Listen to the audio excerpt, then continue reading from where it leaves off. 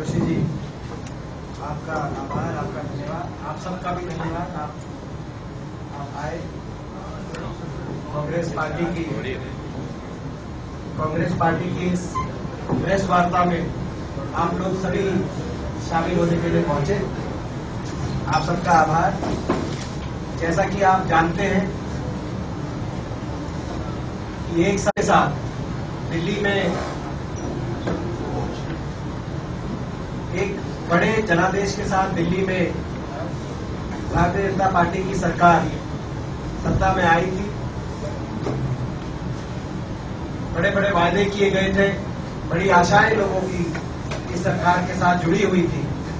जब उस समय ऐसा जनादेश इस सरकार को मिला था, आज एक साल के बाद एक जिम्मेदार विपक्ष की तरह कांग्रेस पार्टी समझती है कि हमारा ये कर्तव्य है कि एक साल के भारतीय जनता पार्टी के इस कार्यकाल की हम समीक्षा करें, हम आकलन करें जिम्मेदार विपक्ष की भांति, और जो हमारी समझ में इस एक साल का सारा लेखा जोखा है उसका सच हम आप लोगों के माध्यम से देश के सामने रखें। और इसी कड़ी में अखिल भारतीय कांग्रेस कमेटी ने फैसला लिया कि देश की तमाम प्रदेशों की राजधानियों में हम इस प्रकार की प्रेस कॉन्फ्रेंसेस, पत्रकारों से मिलके बात अपनी रखेंगे। उस कड़ी में गुजरात में, अहमदाबाद में आज कांग्रेस पार्टी की तरफ से मेरी जिम्मेदारी लगी कि आप लोगों के समक्ष मैं बातें रखूं, कुछ सवाल इस सरकार के सामने रखूं। ध्यान का केंद्र आज की इस प्रेस वार्ता में कृषि क्षेत्र रहेगा, मगर उससे पहले किसी क्षेत्र की बात रखने से पहले कुछ जो सवाल देश की जनता के मन में हमारी जिम्मेदारी ये बनती है, उन सवालों को भी आपके माध्यम से आज हम इस सरकार के सामने रखें। बहुत वायदे किए गए थे, आप भी जानते हैं, हम भी जानते हैं। सबसे बड़ा वायदा काले धन का वायदा था। कहा गया था कि 100 दिन के अंदर काला धन देश में वापस आ जाएगा। 15 लाख रुपए, 15 से 20 लाख रुपए हर व्यक्ति के बाटे में आएंगे। आज पूरा एक साल होने के बाद देश ये सवाल पूछ रहा है कि उस बात का क्या है। किसानों के लिए कहा गया था कि स्वामीनाथन कमेटी लागू की सिफारिशें लागू कर दी जाएंगी और खास तौर पे फसलों के भाव बढ़ के मिलेंगे, लाभकारी मूल्य किसान को मिलेगा और 50% तक मुनाफा किसान को दिया जाएगा। मगर क्या ये सच नहीं है कि हर फसल का तकरीबन इस वर्ष के अंदर, चाहे वो गेहूं हो, चाहे धान हो, चाहे कपास हो, कपास गुजरात के संदर्भ में भी महत्वपूर्ण है, चाहे मूंगफली हो, चाहे सूरजमुखी हो, सभी फसलों का भाव इस वर्ष में गिरा। जहां पे वायदा उनको बढ़ाने का था, स्वामीनाथन कमेटी की सिफारिशों को लागू करके 50% तक मुनाफा देने का था, दूसरी तरफ जो 10 साल तक लगातार वृद्धि हो रही थी, क्या ये सच नहीं है कि इस वर्ष ना सिर्फ वो वृद्धि रुकी मगर फसलों के भाव गिरे। इसी प्रकार से कहा जाता था कि सीमाओं पे करारा जवाब दिया जाएगा। पाकिस्तान के बारे में कहा जाता था कि दिल में घुस जाएंगे, चीन से तालाक दिखा के बात की जाएगी। तो क्या ये सच नहीं है कि बीएसएफ के डीजी का इसी वर्ष बयान आया कि 71 के बाद सबसे ज्यादा फायरिंग इस वर्ष में हुई है सीमाओं पर। और क्या ये भी बात सच नहीं है कि कई वर्षों के बाद लाल चौक पे पाकिस्तान के झंडे फहराए गए। वहां के मुख्यमंत्री, जो एनडीए गठबंधन सरकार के मुख्यमंत्री उन्होंने कहा कि जम्मू कश्मीर में चुनाव पाकिस्तान और अलगाववादियों की मेहरबानी से संपन्न हुआ है, जबकि सच ये था कि वहां का चुनाव वहां के हमारे देश के नागरिकों की हिम्मत से, हमारे सैनिकों की मदद से संपन्न हुआ, मगर उसका श्रेय दूसरे मुल्क को देने के प्रयास हुए। एनडीए गठबंधन के वहां पे मुख्यमंत्री। तो ये तमाम सवाल लोगों के गरीब आदमी के लिए अच्छे दिन की बात की गई, पर क्या सच ये नहीं है कि अभी सामाजिक क्षेत्रों में तकरीबन 1,75,000 करोड़ की कटौती सामाजिक क्षेत्र के बजट में हुई, मनरेगा के बजट में कटौती हुई, खाद्य सुरक्षा अधिनियम को लागू करने में देरी करके 1 लाख करोड़ की सब्सिडी इस वर्ष सरकार ने बचाई, और इंदिरा आवास योजना जैसी कई योजना जो सीधा गरीब को लाभ पहुंचाने के मद्देनजर सरकार ने चलाई हुई थी। सोशल सेक्टर की तमाम सोशल सेक्टर्स के अंदर एक्सपेंडिचर में एक बजट के अंदर जबरदस्त कटौती की गई। तो ये सारे सवाल खड़े होते हैं जो आज हम आप लोगों के माध्यम से इस सरकार के सामने रखे। आज का जो मुख्य बिंदु, आज इसको लेके एक प्रेस नोट आप सबके पास भी पहुंचेगा, ताकि आंकड़े वगैरह कोई अगर जो है कहीं कोई कंफ्यूजन हो तो एग्जैक्ट कोई हमसे बोलने में कोई ऊपर नीचे हो या आप सही से आपके पास सारी बात पहुंचे। आज की जो मुख्य बिंदु है वो कृषि क्षेत्र को लेके, उसकी चिंता इसीलिए हमें है, और एक जो ये 2-3 प्रेस कॉन्फ्रेंसेज हम पूरे देश में कर रहे हैं अलग अलग विषयों को लेके, कृषि क्षेत्र को लेके हमने फैसला किया कि अलग से एक प्रेस कॉन्फ्रेंस करेंगे, क्योंकि आज देश के अंदर जो हमारा किसान है वो एक कृषि संकट से जूझ रहा है, और तमाम आंकड़ों में हम उस कृषि संकट को परिभाषित कर सकते हैं, मगर उससे भी ज्यादा महत्वपूर्ण किसान से पूछ के, अगर आप पूछें पूरे देश के अंदर जिस तरह की जो परिस्थिति पैदा हुई, किसान आपको अपनी जबान में उस संकट के बारे में बताएगा। चाहे वो कृषि विकास दर है, एक तरफ तो सरकार ने कहा कि हमारे आते ही कृषि जो विकास दर है देश की वो 7.4% हुई जीडीपी ग्रोथ रेट, जिसको लेके सारी जो अंतर्राष्ट्रीय संस्थाएं हैं उन्होंने सवालिया निशान लगाए कि ये जो नया मेथड है जीडीपी का, क्या ये सही है कि नहीं, वो एक अलग सवाल। मगर उनके कैलकुलेशन के आधार पे भी क्या सही नहीं है कि जो कृषि विकास दर इससे पिछले साल 4.7% था, वो घट के 1.1% हो गया। और ये चिंता का विषय इसीलिए है कि हमारे देश की तकरीबन 62% आबादी सीधे तौर पे कृषि से जुड़ी हुई है, चाहे वो किसान है या खेतिहर मजदूर है। और पिछले 10 वर्ष का अगर हम औसत देखें, पिछले 10 वर्ष में कृषि विकास दर हमारे देश का औसतन प्रति वर्ष 3.8% था। पिछले 10 वर्ष में हम देखें औसत 3.8%, पिछले साल 2013-14 में 4.7% थी, मगर 10 वर्ष में औसत 3.8% थी। और पिछले साल इस सरकार के पहले साल में वो घट के 1.1% आ गई। ये बहुत, मैं समझता हूं, महत्वपूर्ण सवाल इस देश के सामने खड़ा होता है कि अगर ये इस प्रकार से अगर हालात चले तो देश की जो 60% आबादी कृषि व्यवस्था से जुड़ी हुई है, उनके सामने आने वाले समय में बड़ा संकट पैदा होगा अगर देश की आर्थिक व्यवस्था में उनका हिस्सा और घटता जाए।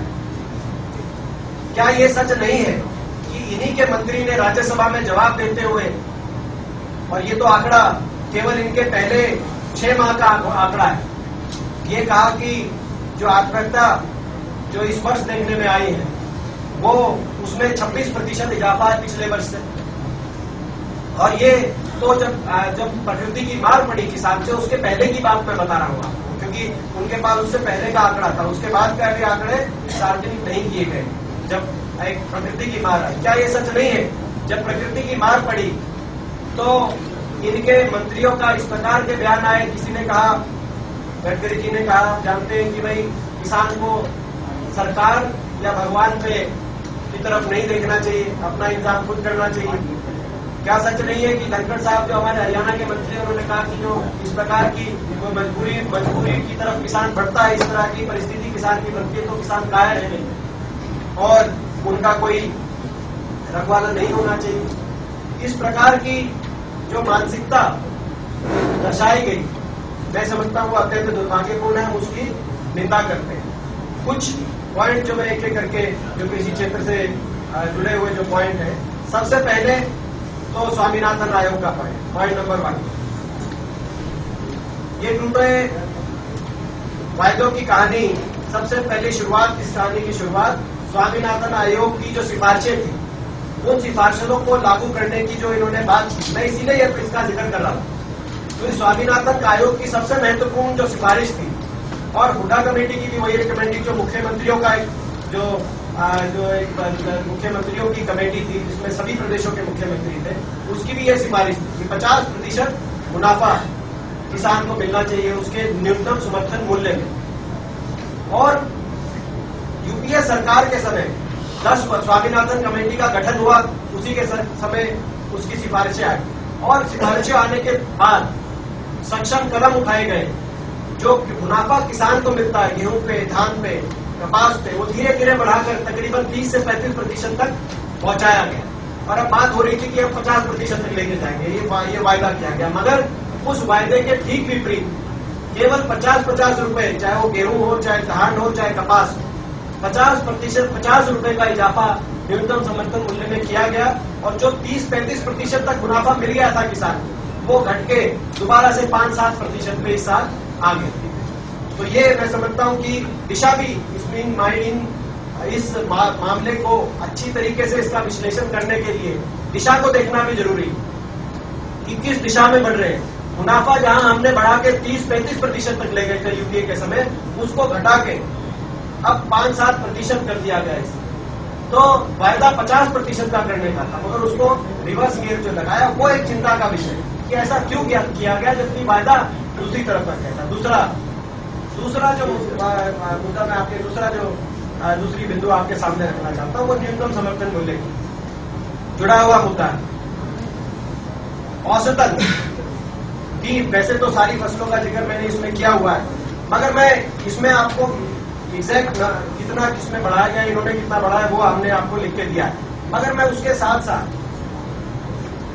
3 फसलों का प्रतिशत के तौर पे भी मैं उसका आपको बताना चाहता हूं।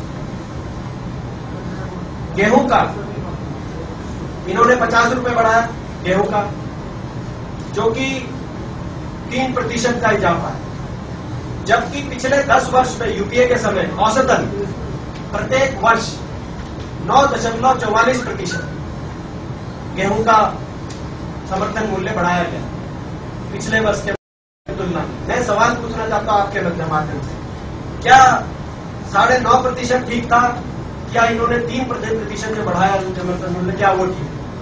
किसान इसका जवाब दे आप। दूसरा, कपास, और ये कपास इसलिए जरूरी है क्योंकि कपास गुजरात के अंदर भी बड़े पैमाने पे कपास की खेती है। इन्होंने 50 रुपए बढ़ाया कपास का, मिला नहीं, कितना मिला आप जानते हो, 700 रुपए तक कपास गई, मगर न्यूनतम समर्थन मूल्य पे खरीदारी नहीं हुई, मगर इन्होंने 50 रुपए बढ़ाया, जो कि 1.25%। इन्होंने 1.25% बढ़ाया, 1.25%।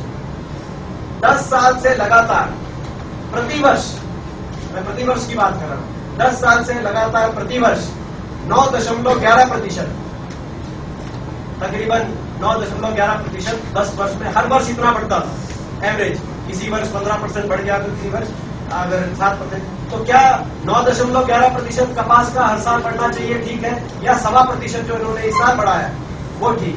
इस बात का फैसला लोग करें, किसान करें। उसके बाद धान की बात है, तीसरा मैं धान के बाद, क्योंकि ये 3 हमारी बड़ी फसलें हैं, बाकी हर फसल का आपके पास है। धान में हमारी औसत 10 वर्ष में प्रतिवर्ष 9.75% थी, और इन्होंने 50 रुपए बढ़ाया, जो कि 3.70%। प्रश्न ये उठता है कि वायदा कुछ और था और दिशा जिस दिशा में गए हैं वो दूसरी दिखाई देती। इसके अलावा तीसरा पॉइंट जो मैं आपके सामने रखना चाहता हूं कि जो बिना समर्थन मूल्य वाली फसलें, धान की बहुत बड़ी वैरायटी बासमती धान देश से एक्सपोर्ट होता है, उसको समर्थन मूल्य के हिसाब से नहीं लिया जाता।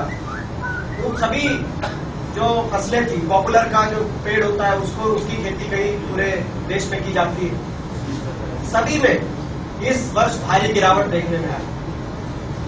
जो धान 11-21, 1509 दो वैरायटी है धान की, उत्तर भारत के अंदर खूब धान की खेती की जाती है, 11-21 और 1509 दोनों पिछले वर्ष तकरीबन 5,000 रुपए क्विंटल तक, 6,000 रुपए क्विंटल तक बिके पिछले वर्ष तक, और वो उससे पहले भी इतना ही इसके आसपास। इस वर्ष क्या ये बात सही नहीं है कि 2,000 और 2,500 रुपए क्विंटल बिके? और मैं निजी उदाहरण के तौर पे आपको बता दूं, कई जगह उतने में भी नहीं बिके, क्योंकि हम भी इस प्रकार के धान की खेती करते हैं। हम तो अपने स्टोर में रखे रहे कि भाई जब थोड़ा सा बढ़ेगा तो उसको करेंगे, मगर वो बढ़ा ही नहीं, तो इतना भी नहीं मिला जितना हमारे प्रयत्न होते हैं। मगर क्या ये इस बात सच नहीं है? चौथा पॉइंट, कृषि विकास में गिरावट है। वो मैंने पहले शुरुआती अपने जब कमेंट्स थे उसमें आपको मैंने खोल के वो बात बताई कि पिछले वर्ष 4.7% था, जो घट के 1.1% आ गया, और 10 वर्ष का औसत 3.8% था कृषि विकास, जो 1.1। पांचवा, अभूतपूर्व यूरिया संकट। पहली बार देश में इस प्रकार का यूरिया संकट देखने में आया। प्रदेशों में यूरिया, थानों के अंदर यूरिया बटा, यूरिया पे मारामारी हुई, ब्लैक मार्केटिंग हुई। संसद के अंदर हम लोगों ने कई बार, कांग्रेस संसदीय दल के सचेतक के रूप में आपकी जानकारी में बताऊं, हमने कई बार इस पे कार्य स्थगन प्रस्ताव लाया लोकसभा के अंदर, राज्यसभा के अंदर। लोकसभा के अंदर तो स्वयं मैं प्रस्ताव को लेकर आया और बारी बारी सरकार से सवाल पूछा कि क्यों, क्या सब्सिडी बचाने का जो एक सिद्धांत मान के सरकार चल रही है, उसकी चपेट में क्या सबसे पहले किसान आ गया? क्या कारण था कि आज तक कभी इस प्रकार का यूरिया संकट नहीं आया और इस वर्ष इस प्रकार का यूरिया संकट आया? सरकार इस पे जवाब। छठा पॉइंट, जब प्रकृति की अभूतपूर्व मार किसान ने इस वर्ष झेली, मार्च में, अप्रैल में जिस प्रकार की ओलावृष्टि और वर्षा उत्तर, खास तौर पे उत्तर भारत में महाराष्ट्र से लेके और उत्तर प्रदेश तक किसान के सामने इस प्रकार की वर्षा और ओलावृष्टि हुई मार्च और अप्रैल में, जो कि कहीं 50 साल का, कहीं 100 साल का रिकॉर्ड टूट रहा था। उस समय किसान को उम्मीद थी कि सबसे ज्यादा उम्मीद किसान को थी कि उसकी कहीं ना कहीं सहायता सरकार की तरफ से की जाए। मगर क्या ये सत्य नहीं है कि जो 20 से 25 हजार प्रति एकड़ की मांग किसान कर रहे थे, विपक्ष कर रहा था, किसान के सारे संगठन कर रहे थे, उन मांगों के आगे जो मुआवजा दिया गया वो मैं समझता हूं कि बिल्कुल नाकाफी था। और यही कारण बना, देश में बड़ी चिंता की बात है कि देश की संसद को किसानों की आत्महत्या पर कार्य स्थगन प्रस्ताव लाने पड़े और चर्चा और बहस करनी पड़ी। देश की राजधानी में पेड़ों पे किसान अपनी दुर्दशा को बताने के लिए मजबूरी में वहां पेड़ों तक अपने हाथ में फांसी का फंदा लिए पहुंचे। तो क्या ये जवाब उस समय सरकार को देना नहीं बनता था? क्या एक शब्द, एक वाक्य भी सरकार के मुखिया को नहीं कहना चाहिए था कि देश के कोने कोने से इस तरह की बातें आ रही? तो इसमें सरकार क्या कर रही है? उसे मलम लगाने के लिए सरकार क्या करेगी? मगर कहीं मैं समझता हूं सरकार ने जो किया और नहीं किया, जिस तरह की उन बातों की बजाय जिस तरह की वक्तव्य और जो लोगों की बातें आई, चाहे वो किसी में एक का नाम नहीं लूंगा, पहले मैंने बताया कईयों के भारतीय जनता पार्टी के, चाहे प्रदेशों के वो कृषि मंत्री हो या देश के इनके मंत्री हो, इस तरह की बातें कही गई, वो सार्वजनिक है, सब आप लोगों के सामने।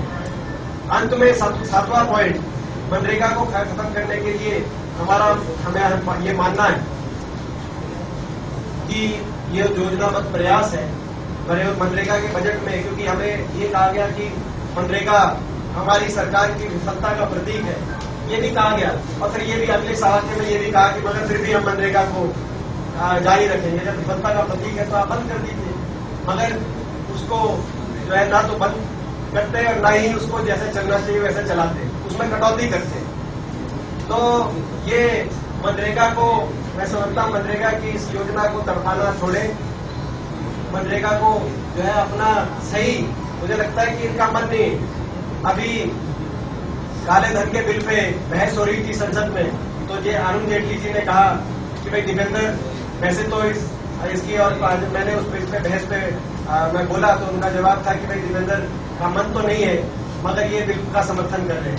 तो हमें भी लगता है कि इनका मन तो नहीं है मनरेगा में, मगर ये मनरेगा का, क्योंकि इनको पता है कि इसलिए मनरेगा देश के लिए, अगर ये मनरेगा योजना को बंद कर दें तो इसके क्या परिणाम होंगे, मगर इसको बंद नहीं कर रहे, मगर धीरे धीरे तड़पा के इसको कम कर रहे हैं। एक जो इन बातों को छोड़कर एक बात और है जो इस प्रेस नोट में एक जगह है मगर इन बिंदुओं में नहीं इंक्लूडेड है, वो भूमि अधिग्रहण बिल से जुड़ी हुई। सवाल ये उठता है कि ये भूमि अधिग्रहण बिल क्यों बदला गया? क्योंकि पूरे देश में एक सर्व समिति हुई थी, बहुत लंबी प्रक्रिया हुई थी। 112 साल पुराना जब कानून बदला गया तो उस कानून को बदलने के लिए एक बड़ी लंबी प्रक्रिया हुई, सभी दलों से विचार विमर्श हुआ, स्थायी समिति बनी। लोकसभा की हमारी अध्यक्ष सुमित्रा महाजन जी उस स्थायी समिति की चेयरमैन थी, उनके सारे सुझाव माने गए तकरीबन। लोकसभा के अंदर सुषमा जी ने और राजनाथ सिंह जी ने भारतीय जनता पार्टी की तरफ से इसका समर्थन किया। मैं भी उसमें सदस्य के तौर पर देखता था, मुझे भी बड़ा अच्छा लग रहा था कि देश में सर्वसम्मति बन रही है कानून को लेके। राज्यसभा में भारतीय जनता पार्टी की ओर से विनय कटियार जी और बाकी लोग बोले थे, और उन्होंने कहा, यहाँ तक भी कहा कि जो किसान से 70% सहमति लेने की बात है वो 70% सहमति से भी ज्यादा लेनी चाहिए। विनय कटियार जी ने कहा तो 100% लेनी चाहिए। कांग्रेस 70% का कानून ला रही है, खराब कानून। और क्या हुआ? वीरेंद्र सिंह जी ने कहा कि भाई 70% जो सहमति है ये काफी नहीं है, इससे ज्यादा लेनी चाहिए। उस समय वो कांग्रेस के सांसद थे राज्यसभा के, तो उन्होंने तारीफ करते हुए कि ये बड़ा अच्छा कानून है, उन्होंने कहा बात बढ़ाते हुए कि 70% से ज्यादा लानी चाहिए। मगर क्या कारण है कि इतनी लंबी प्रक्रिया से बना हुआ जो कानून था उसको झट से बिना किसी सदन में लाए ऑर्डिनेंस के माध्यम से 70% को 0% कर दिया। किसान की सहमति की बात को खत्म कर दिया गया, निरस्त कर दिया गया एक ही हस्ताक्षर से। हमारा ये सवाल है कि क्या किसी की मांग आई इस कानून को बदलने के लिए जब से कानून बदला था? क्या किसी सांसद, विधायक, सरपंच, गांव, हमारे देश के अंदर 12 लाख गांव, किसी पंचायत ने भी लिख के दिया एक पंचायत में कि ये ठीक नहीं है, किसान की 70% सहमति की जब ये बात ठीक नहीं है, इसको 0% करो। जब कहीं देश में इस चीज की मांग ही नहीं, तो ये क्यों बदला गया? किसके इशारे पे ये कानून बैक रूट से, बैक डोर से, ऑर्डिनेंस के माध्यम से बदला गया? ये सवाल उठते हैं और देश के लोग इन सभी सवालों का जवाब इस सरकार से मांग रहे हैं। नीति की असफलता और दुर्भावना की ये घिनौनी कथा मोदी सरकार के गरीब विरोधी, किसान विरोधी और कृषि विरोधी चेहरे का हम मानते हैं भांडाफोड़ कर रही है। और इन बातों को लेके तुरंत इस सरकार को जवाब देना चाहिए। इस सरकार ने फैसला किया है कि इनके राष्ट्रीय अध्यक्ष अमित शाह जी और प्रधानमंत्री समेत, प्रधानमंत्री जी के समेत कई मंत्री विभिन्न राज्यों के अंदर 1 साल की अपनी उपलब्धियों को बताने जाएं।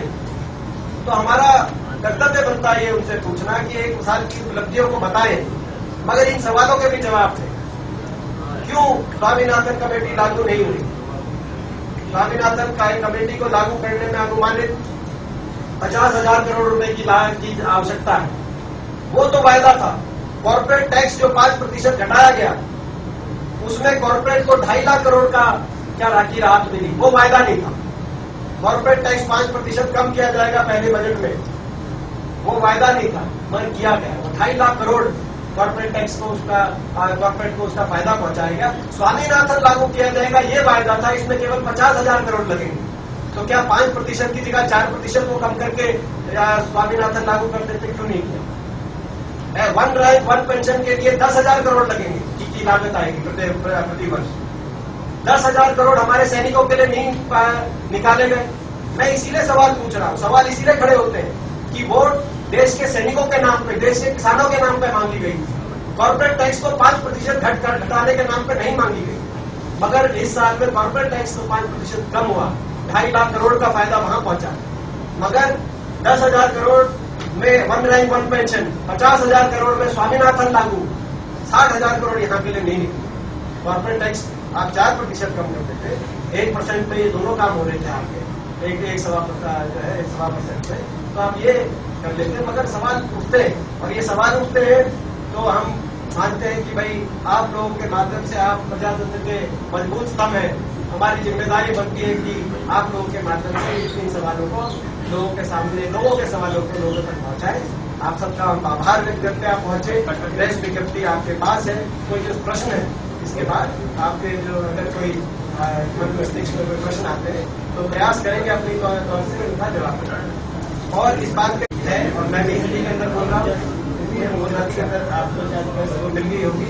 हालांकि अहमदाबाद से मेरा पुराना रिश्ता है, यहाँ मैं भी तकरीबन जो है और ये ऑलमोस्ट 1 साल में अहमदाबाद में रहा हूँ। थोड़ी बहुत गुजराती में हिंदी आती है, तो मगर इतनी नहीं आती कि भाई मैं जो है पूरी इसमें, तो उसके लिए जरूर माफी मांगते हैं कि हिंदी में सारी बात नहीं।